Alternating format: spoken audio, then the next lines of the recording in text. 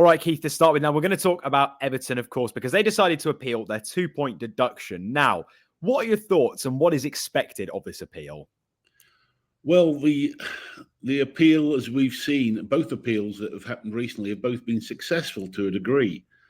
And so it does seem, because of and I've been very kind to say, the disparate types of judgments that we've seen from both independent commissions and from appeal commissions, that the difference in the arguments are tending to leave big legal loopholes to argue for in legal points on these appeals. So it seems to have been pretty fertile ground. I think the risk in the appeal of having the points increased is so small that it makes it worthwhile to appeal. What was interesting for Everton for me was that the same morning that the points deduction was listed, the appeal was, Everton said straight away, we're going to appeal, whereas they took some time before to actually think about it, took a week, and then decided to appeal. So they obviously see some pretty clear areas of the decision that they feel they can attack. And we'll have to see where that goes. Now, we've been told it's going to be expedited. What is the best case scenario? What are you hoping for? In an ideal world, of course, I'm sure it'd be suspended points potentially. Well, that's obviously what we'd really hope for. I think suspended points would be good. I'm still obviously, concerned about where it will go, whether it could be a half-point deduction still could be cancelled, or, it's still strange as to where we might end up. But of course, half a point could be just as valuable as goal difference these days, which Everton seemed to lose a bit of traction on goal difference last night. Which you can come on to, Keith, in just a minute. I know I was laughing there, of course, because we were talking about this off air. Now, if the Premier League take more points off them and they then appeal, what then happens if they actually say, do you know what? Actually, from this appeal, we're going to hand you 2 extra points. Are you concerned about relegation? Is that now becoming a real reality for Everton? No, I think, the points are already in the table at the moment as we speak. So the appeal would be to lessen the last charge. We got the extra 2 points. So, look, we're obviously worried about relegation. Only a few games to go. We're up against teams that are in the same part of the table as us, so it's really in our hands. I think Everton can still escape relegation. They'd have been very safe, and we probably would have seen a whole different type of feeling within the squad recently if the points deduction had never happened this season. But we are where we are, and we have to move forward. But I think we can still escape relegation. After a result like Chelsea, Keith, where, of course, it was very disappointing for Evertonians that travelled and were watching, is the feeling that Sean Dyche is the man to take Everton to the next level? Or actually, are most fans now viewing him more as a stopgap manager? Well, I've been monitoring the fan sort of sentiment very closely, and there's no doubt today there's a huge Dyche out campaign from the fan base. But that's to be expected from a result like that last night, 6-0. I still personally believe myself that Dyche is the right person for this struggle. I don't believe he's lost the dressing room. I think he's a very good manager. And I think that will hopefully come to be shown when they get a reaction and the squad plays well against Forest.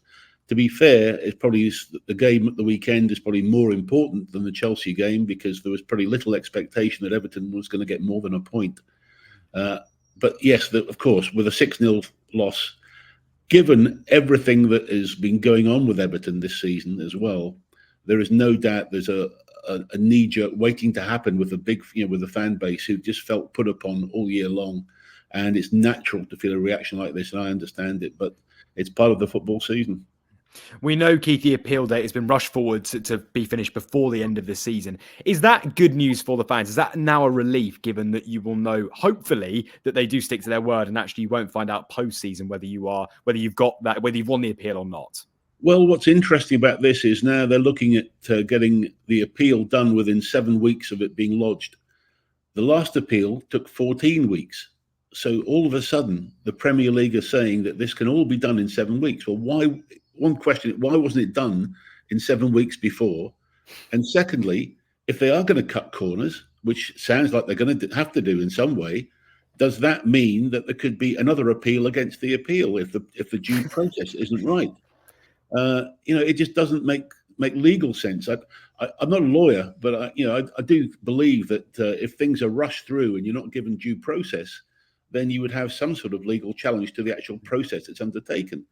So, just because, and we've been talking for weeks about how this could linger on beyond the season. The Premier League are obviously very sensitive to that, but this may not be the right solution to get it sorted out. I'm afraid they dug this hole and they keep on digging. So, look, we'll have to see, but expediting things, I don't know how you expedite a legal process. These things take time. And, it's not the club's fault as the season's ending. Perhaps this process should have started earlier. I don't know the answer to that, but it certainly is a very precarious situation to see the Premier League saying they will expedite it. Why couldn't they expedite so many other things that have been going on as well? Do you think, Keith, this is going to open a can of worms potentially? If it does turn out that Everton then appeal the appeal and they look into that, could that then lead potentially to going back many years to look at different cases that have taken too long? Or actually, do you think this is more of an anomaly? I think this is an anomaly. I think it's the pressure that's been building and the public pressure. As you've seen with these points deductions, now they're becoming sort of regular, parts of the media commentary. The fans are getting used to them, understanding them more.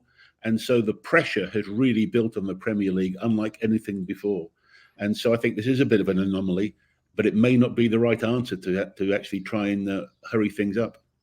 And what is the main argument, do you think, in Everton's appeal hearing? Where do they stand so that the Premier League might turn around and go, actually, do you know what? We do owe you X amount of points back.